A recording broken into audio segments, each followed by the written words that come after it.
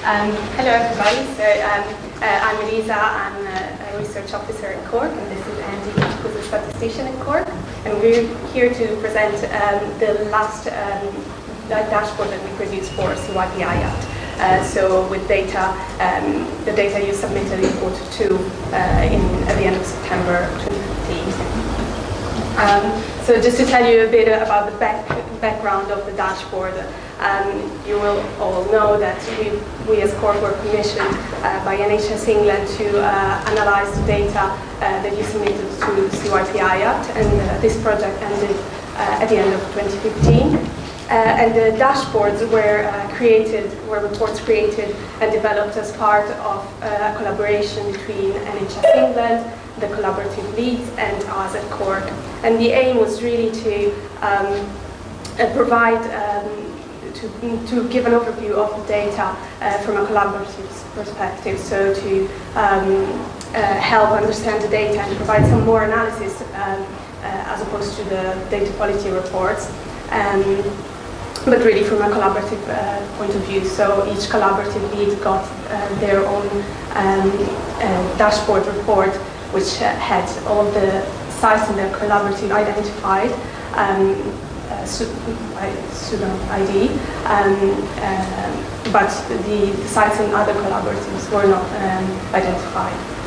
And as with any report, we encourage to approach the dashboard with a directed discussion approach, where you spend a small amount of time thinking about if there are any flaws in the data, where are they, but spending the rest of the time conducting like a thought experiment. So if the data presented here is real, what could we do to improve it, or what can we change in the way we collect the data or look at the data.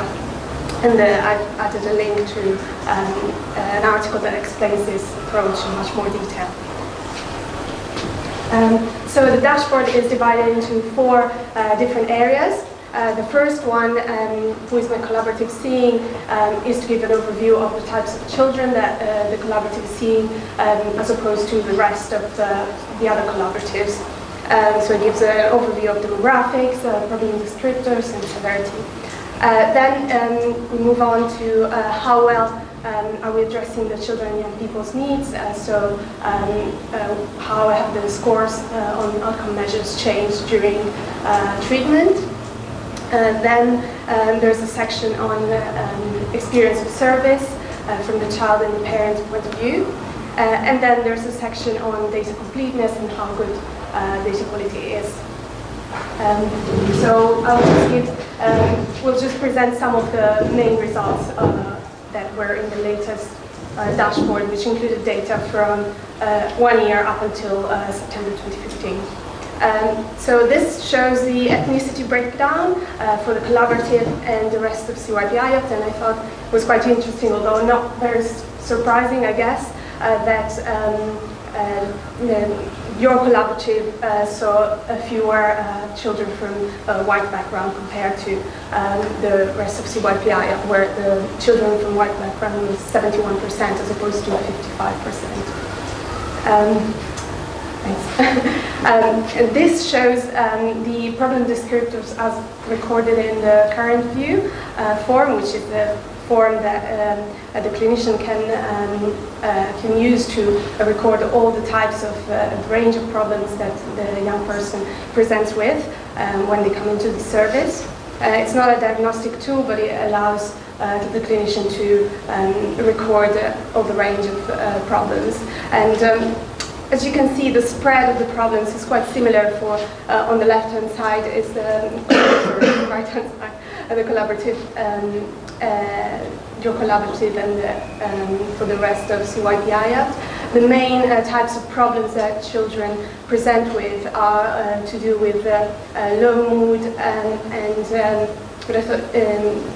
but for the collaborative, the main type of problem is family relationship difficulties. And also there are more behavioral difficulties in the children seen by this collaborative. And this shows the range of complexity factors. Again, the spread is quite similar, but there are more children presented with more parental health issues in the London South East Collaborative, and a bit more financial difficulties as well, and more attainment difficulties. And this is a funnel plot, which Andy will explain in a minute, but I just wanted to have it here to show the level of severity. It's a way of showing the level of severity as reported by children on the strengths and difficulty questionnaires at the start of treatment. And the red line shows the collaborative average, which is lower than the overall average. So it would seem that the children are reporting a slightly lower level of severity at assessment in this collaborative compared to other collaboratives. Yes, so moving on to the outcomes to do with treatment. Again, lots of funnel plots here, which I think is fair to say has divided opinion. Some people quite like funnel plots, others I think possibly glaze over when they see them. Don't worry, I'm not going to ask anyone to explain or not explain funnel plots, but by a quick show of hands, can you just put your hand up if you are reasonably confident you can explain what's going on in this plot? Okay, a minority, I think it's fair to say. So of the people who didn't put their hands up, how many think they could offer an intelligent guess as to what's going on in the plot? No one. Wonderful. Okay.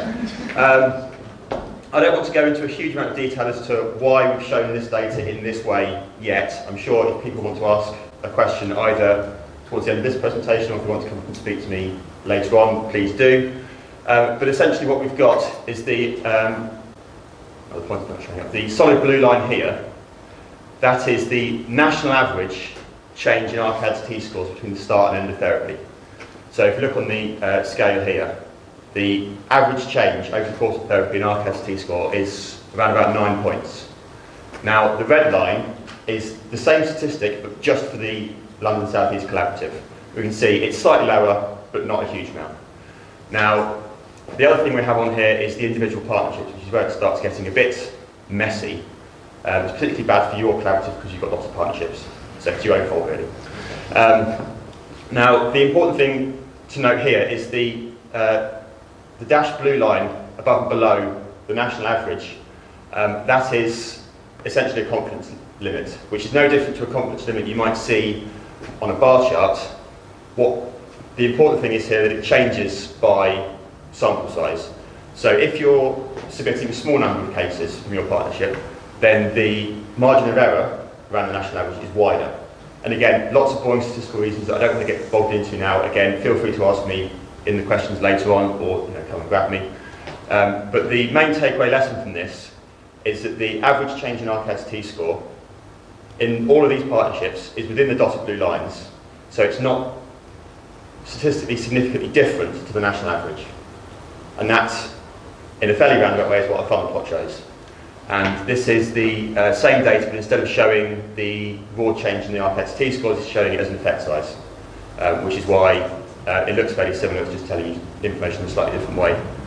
And finally, we have the proportion of cases in each partnership showing reliable improvement according to the ARCADS T-score. So, like I say, anyone who's glazing over at this point, feel free to ask a question. I'm sure there will be at least a couple. So if we move on to the feedback, patient feedback. So in the actual dashboard we have a comparison of the ESQ forms from the child compared to the ESQ feedback forms from the child seen by your collaborative compared next to the feedback forms from children seen by all the other collaboratives combined. Now we've just circled a couple of interesting ones here. So if you look at the second one down in the child ESQ here, the proportion of patients who answered certainly true to the question, it was easy to talk to the people in the collaborative. Now, the proportion of children who answered certainly true to that is 55%. Now, the black line here, that indicates where the green bar goes up to for the national average. So on that specific question, a lower proportion of children were answering certainly true to that question than the national average. And likewise, you can see it's a little bit lower for these two questions as well, and you can see where the differences are in the parental ESQ. Now obviously, in the actual dashboard you can see, you can look at this question in the all the other collaboratives combined proportion who are answering this question. You can see what the percentage is, so you can compare the percentages.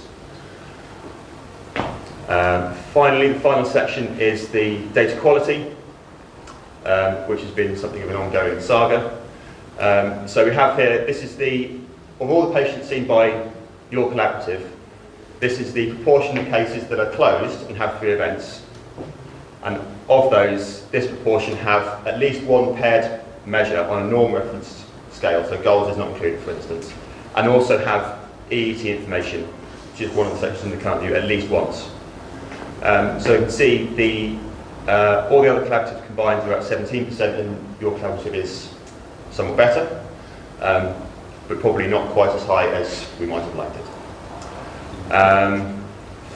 Also we have, again, another funnel plot, which is slightly different to the others because it's just what proportion of cases have goals recorded or not. And as you can see, there's a huge amount of variation, not just in your collaborative, but in CORC generally. There's a huge variation in how many cases have goals recorded. And likewise for EET.